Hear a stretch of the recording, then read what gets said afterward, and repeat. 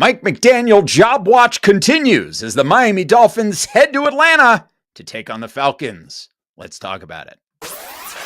You're listening to the DolphinsTalk.com podcast network.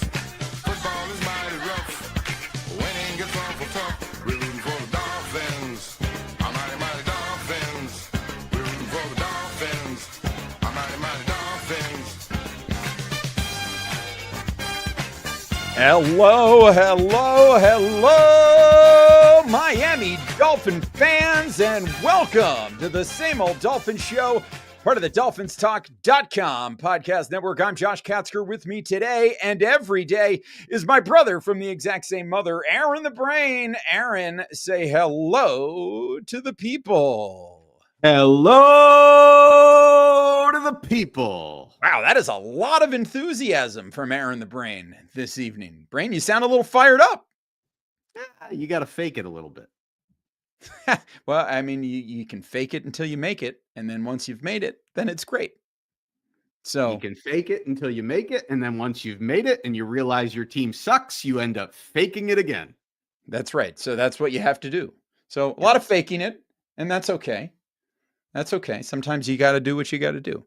But we're here today. We're going to talk some Miami Dolphins football because, you know, the news just keeps moving about this team. There's never a dull moment with this football team.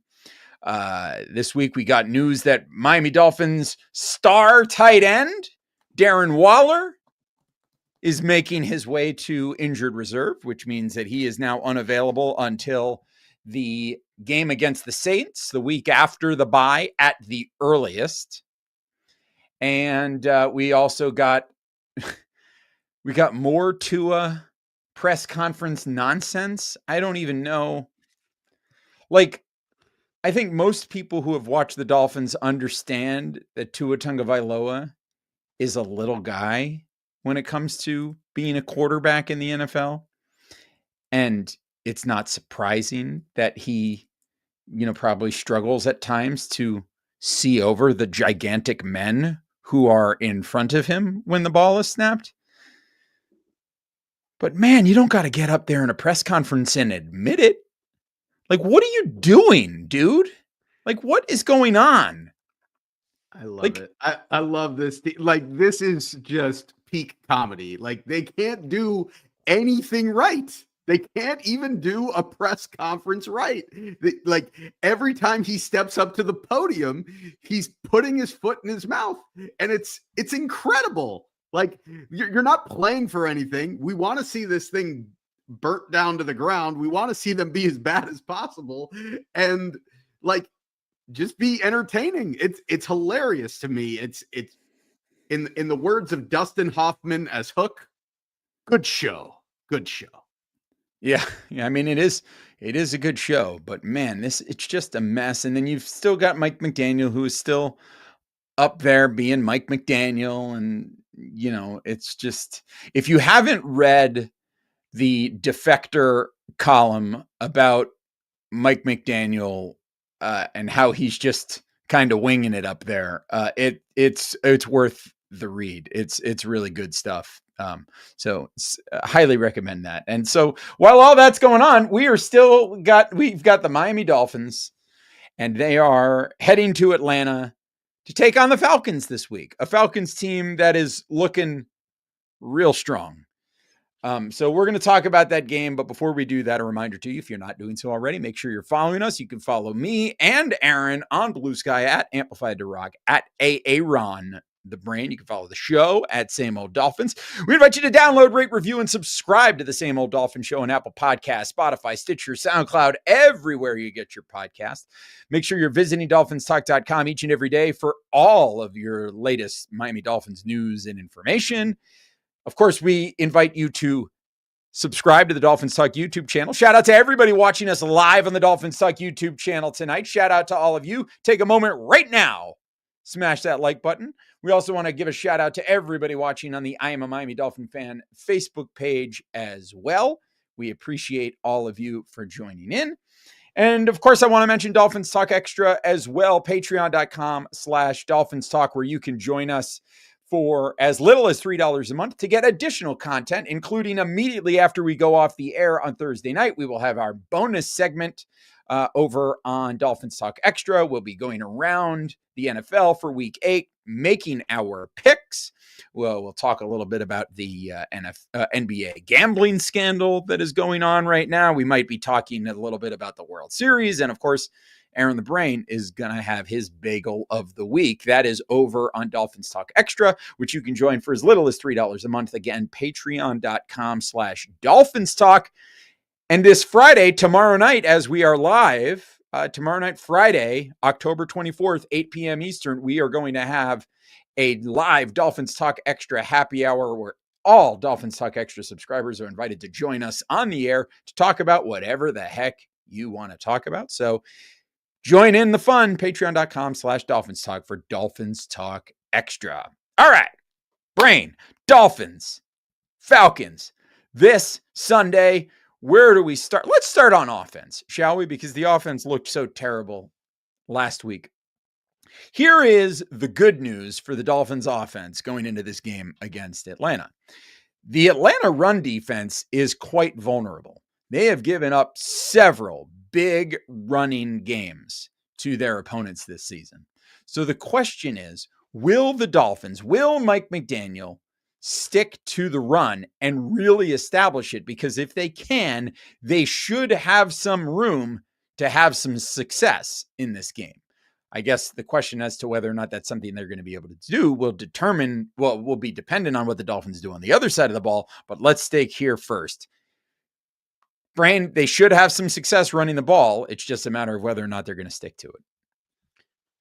I think it's a matter of game script. We know that Mike McDaniel has a propensity to get away from the run when the game script kind of gets away from him early and he sort of panics and leans on the passing game. I think in a way, as bad as Tua was in this last game against Cleveland, it sort of is going to put Mike McDaniel in a mode of you kind of have to stick with the run, right? Like you can't rely at this point. You don't have Tyreek Hill. Tua has looked dreadful at times. He's looked good at other times, but he's shown the propensity to make the big mistake. And so as long as this isn't a game where it's completely getting away from them, I think this is going to be a game where they will commit to the run a little bit more than they have in the past. And I think they should have some success there. But the question is this going to be a game that going into the fourth quarter, you're not playing catch up and you're not down 2 possessions going into the fourth quarter? And if this is a 1 possession game, but you're behind in like the fourth quarter, does Mike McDaniel get away from the run at like the most inopportune time, which is something that we've seen a lot in his tenure here? I don't think you can necessarily trust Mike McDaniel's play calling in these instances, but I think if it is a close game, if it's a 1 possession game, or, I guess if it's a 2 possession game, but it's in the first half, I do think the Dolphins will probably remain patient as long as the running game is working. If the running game is not successful early, we know that Mike McDaniel will just scrap it. Like if they're like 7 runs for 15 yards into like the second quarter, we know he's going to scrap it. And then that's just a recipe for disaster. What about the passing game? When I watched just a couple weeks ago, the Atlanta Falcons took on the Buffalo Bills on Monday night in Atlanta. And boy, did they look like they had Josh Allen very unsure of himself. Now, like it really felt like they managed to shut down Josh Allen, who is a significantly better quarterback than Tua Tagovailoa. So what I'm wondering is, how are the Dolphins going to manage to have success in the passing game? Now, because what's interesting about that is that, you would have thought that Buffalo would have had a lot of success with their running game with James Cook, but they didn't really have the kind of success that you would expect them to have. And so, Brain, is there any chance this Dolphins passing game can get going, especially now that they are down Darren Waller? Can Greg Dulcich bring the Waller magic to the Dolphins offense? The thing is that Buffalo was having success running the ball, but they got away from it because they found themselves in a negative game script. And, it's hard to fault the Bills saying, hey, we're behind, let's put the game on Josh Allen's shoulders. That's different than the Dolphins falling behind and saying, we're going to put the game on Tua's shoulders, especially when your best player in Tyreek Hill is not there. And so you're putting the game on Tua's shoulders with a receiving core that's basically Jalen Waddle and a bunch of nobodies. And putting the game on Tua's shoulders is the equivalent of putting the game on Josh Allen's kneecaps. Yeah, quite literally. Height-wise. Yes, that's the joke. Yes. Well, just explaining it for those out there. I think that if you're in a game where you can't run the ball here, I think for the Dolphins right now, regardless of the opponent, if they're in a game where they can't run the football, they're in trouble. But if you're against an Atlanta team that does play good defense, you're going to see a lot of cover 2. You're going to see, different blitzes thrown your way. This is not the game where you want to be one-dimensional leaning on the pass. If you can't run the ball, you're going to be in dire straits, and it could get ugly. So I think they have to run the ball. If you're relying on Tua and you're and you're just going strictly on, we know what the passing offense is at this point. It's ridiculously predictable that you're going to get a bunch of bubble screens. You're going to get, like a 10 to 15 yard in. You're going to get a little 8-yard out here or there. If you get some man coverage, you might get a shot down the field, but it's like there's no diversity in this passing game right now. There's not a lot of talent in the passing game. You don't have a lot of faith in your offensive line's ability to protect in the passing game. You don't have a lot of faith in your quarterback getting the ball where it's supposed to be in the passing game. So you better be able to run the football, or there's just not going to be a lot that you can do offensively. Yeah, based on what Tua Tagovailoa told us, all Atlanta needs to do to stop the downfield passing game is just have their defensive linemen stand up. And Tua's not going to be able to see where he wants to put the ball. Yeah. So, look, Tua's throwing to a spot, and oftentimes he's throwing blindly, which, makes sense when you look at some of the interceptions that he's thrown. Yeah, it's pretty rough. Anything else to add on this Dolphins offense in terms of how they want to attack this Atlanta defense? I do think the opportunity is there for Achane to have a big game. Agree. I'd say Ollie Gordon too, if they want to get him involved. Right. And I think the thing with Ollie Gordon is that you got to use, I think we should use Jalen Wright too. Like, if Jalen Wright's going to be active for this game, I think if you're going to run a bunch of outside zone and you want to move Achane around as a piece in the passing game, there could be more of a role for Jalen Wright as an outside zone runner and moving Devon Achane around as a movable chess piece, moving him into the slot or lining him out wide. With Ollie Gordon, I think what Ollie Gordon is a between the tackles downhill runner. He's going to be a short yardage specialist. Could he spell you at times? Yes, but you don't want to have these slow developing outside runs for Ollie Gordon, because Ollie Gordon is not at his best running parallel to the line of scrimmage.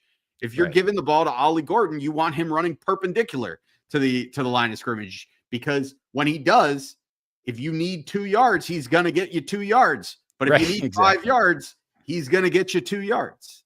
Yeah. That's kind of how that works, isn't it? So, Yeah, all right. Well, he is that old adage. And I think he's better than that, but I just don't think that he's an outside zone guy, at least the way the Dolphins are blocking it up. And like, he's not the kind of guy that's going to make a bunch of guys miss in the backfield, because he's just a guy that he's not going to have like this explosive first step. But if he gets a head of steam going, he's going to fall forward because he's a load of a guy and he runs with force. And that's why you love him as a short yardage back. But, it's also why he was a 5th or 6th round pick and not a 1st round pick. He's the downhill guy. We know that to be the case. And we know that the outside zone guy is Achane, and that's the guy that they're in love with. And they can also throw him approximately 237 screens in each game. We're going to talk about what the Dolphins need to do on the defensive side of the ball, where the real challenge is going to lie for this team. But before we do that, reminder to all of you to head over to caneswear.com. Caneswear.com is the spot Miami fan shop. It is the one-stop shop for all of your Miami Dolphins gear and all the other sports teams in South Florida. So whatever it is that you're looking for, hats, jerseys, T-shirts, sweatshirts, whatever it is, head on over to caneswear.com and get yourself set up with Dolphins gear, Inter Miami gear, Miami Hurricanes, Miami Heat, Florida Panthers, whatever the case may be. They're going to have you covered there. And if you're down in South Florida, head to their actual physical location and you can get set up with some stuff over there at caneswear.com. Like we said, caneswear.com is the spot Miami fan shop. That's caneswear.com, caneswear.com. All right, here we go. Dolphins on defense against the Atlanta Falcons offense. And whoo boy, are the Dolphins going to have their hands full with a dynamic duo of running backs in Bijan Robinson and Tyler Algier. Then you've got quarterback Michael Penix, who's a little banged up with a foot and knee injury. But then they've got Darnell Mooney at receiver, who has just come back and it is the perfect complement to their number 1 wide receiver, Drake London. And oh yeah, let's not forget, the last time the Dolphins played the Atlanta Falcons, who did they get lit up by? Tight end Kyle Pitts. Brain, this team still has a lot of weapons. And so what I want to know is, how are the Dolphins going to go about limiting the explosive plays, which is going to, I think, be the key to winning this one? Do you want to know what they should do or what they will do? Let's first say what they should do, and then you can tell us what they will do. What they should do is they should be playing tight coverage, and they should be making Michael Penix, who is he's got some arm talent, but he's very erratic, with his accuracy. They should be making him have to make tight window throws. They should be playing up on these guys. They should be playing tight man coverage. And they should be dedicating guys with eyes in the backfield, whether it's a linebacker, a safety, a corner, depending on, the rep and the personnel that they have on the field. They should be dedicating people to having eyes on Bijan Robinson at all times. But they should be playing tight. They should probably be rolling a safety over to Drake London's side of things. But ultimately, they should be making Michael Penix have to make difficult throws down the field to beat them. And they should also be compounding that with bringing pressure. What they're probably going to do is they're probably going to do the same thing that they've been doing, which is they're going to keep dropping back in coverage and playing soft, and they're going to give very easy throws underneath to Bijan Robinson and Kyle Pitts. And aside from that, they're also going to probably struggle to stop the run, because they've struggled to stop the run all season long. So I just don't have a lot of faith in the defensive play calling. I don't have a lot of faith in the personnel, but I think you got to give yourself a shot with the play calling. if you're just going to lay back there and give them easy 5 to 10 yard completions, and then you can't stop the run, you're not going to stop anybody. Yeah, I think that's probably fair. So I think the Dolphins are going to struggle here. I think the big key is going to be because the Falcons don't have the best offensive line in the world. So if the Dolphins can generate some pressure on Michael Penix, especially if he's a little beat up and his mobility is somewhat limited, it's an opportunity to get to the quarterback and try to slow some things down that way. But we've said all year how that was supposed to be the key to this Dolphins defense's success. And they really have not, with the exception of the game against the Jets, they really have not been able to generate a lot of consistent pressure this year. So I have my doubts as to whether that is going to happen.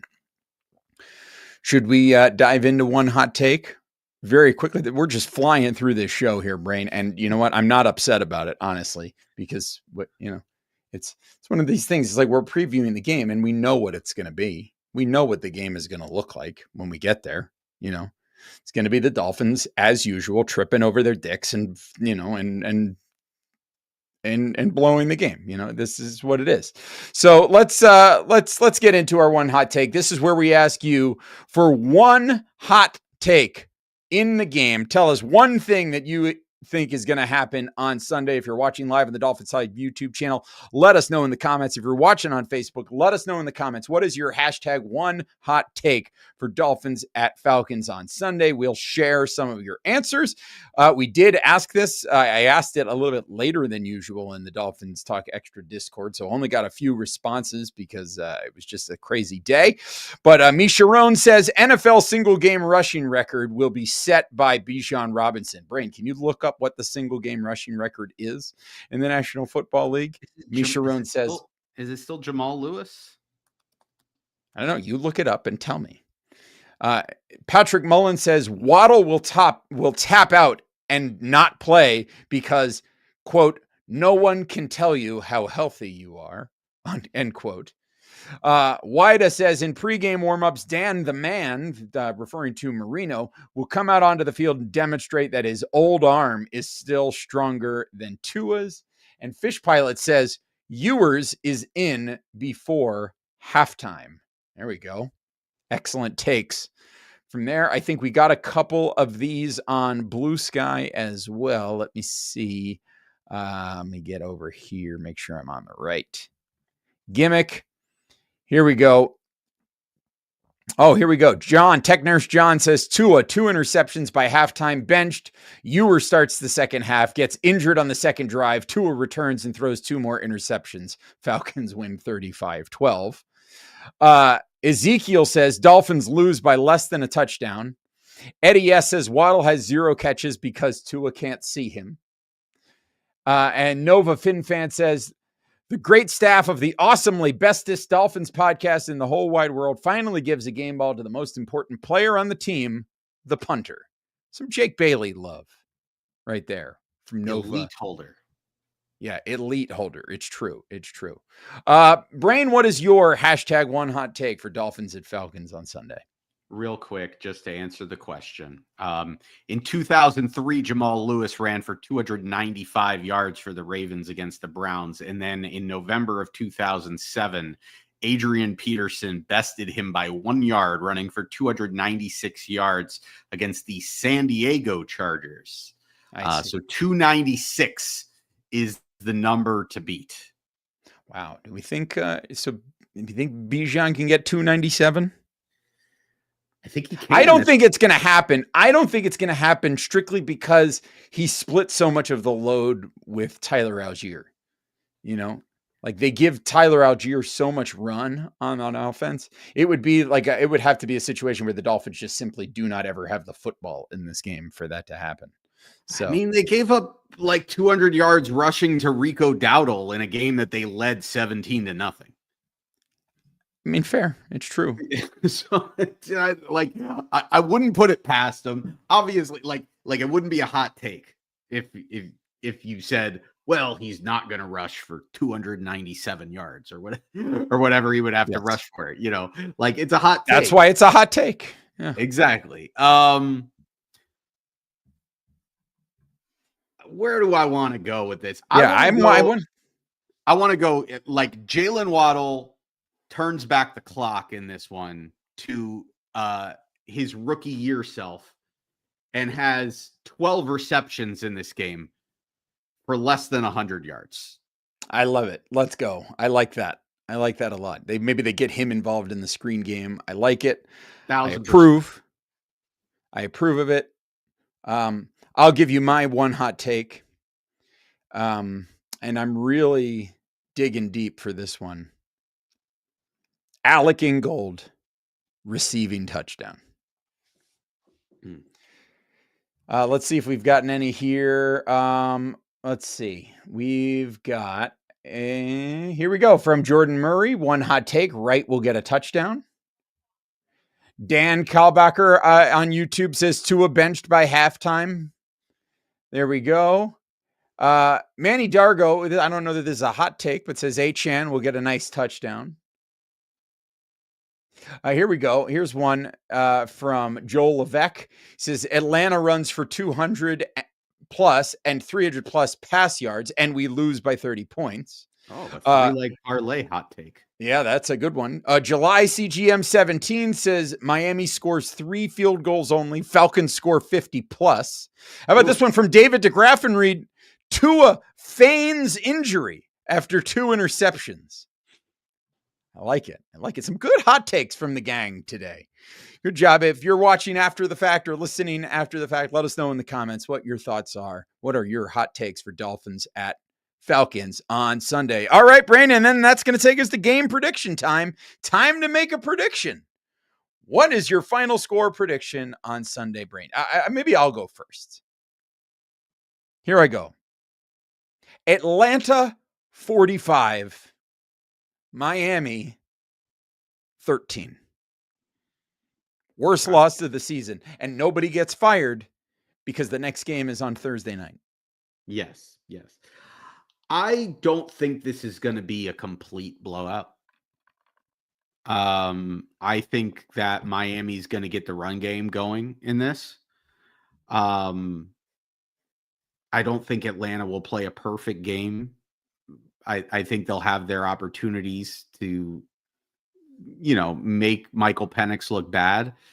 But at the end of the day, I just don't trust this defense to make stops when it matters. And I don't trust this offense to consistently be able to be great enough to keep up with an Atlanta team that does have weapons and is going to get their ground game going. So I see this as a game that's kind of close until the very end, and Atlanta ends up pulling away. Give me the Falcons 34, Miami 20. All right. I like it. And here we have one from Joel Levesque again, Atlanta 42, Miami 6. So, all right. Well, let us know in the comments what you think the final score is going to be. Regardless of what happens, Dan Kalbacher says Atlanta 31, Miami 17. So we'll add that here before we go. Regardless of what happens in this game, we will be back on Monday to talk all about it with you. Here on the DolphinsTalk YouTube channel and here on the Same Old Dolphins Show. So regardless, make sure you're tuning in. Make sure you're subscribed to the DolphinsTalk YouTube channel. Make sure you're going to mybookie.com and using the promo code Dolphins when you sign up, because if you do that, you get a $500 bet back bonus token, which means that your first bet, you can bet up to $500. And if you lose, you get that money back, but only if you use the promo code Dolphins when signing up over there at my bookie. Thank you again for tuning in. This was a shorter episode of the Same Old Dolphins Show today. I guess we didn't really dive into a lot of the nonsense, but listen, we're gonna be back. We're gonna keep going, and we're gonna have more to say on the next episode of our show. We're gonna have more to say on Dolphins Talk Extra immediately after this. We're going to have more to say on the Dolphins Talk Extra happy hour at patreon.com/Dolphins Talk. So you can join in there. We're going to have a lot going on. It's constant. The conversation is constant. And of course, if you're a Dolphins Talk Extra member, I decided live on the air on Monday night that I'm doing a live watch along on Thursday next week for Dolphins Ravens on Thursday night. So we're going to have some fun. So That's some extra incentive to sign up over there at Dolphins Talk Extra. That's going to wrap us up for this episode of the Same Old Dolphin Show. But make sure that you take care of yourselves and each other. And as always, go Dolphins! Elite holder, MVP of the team.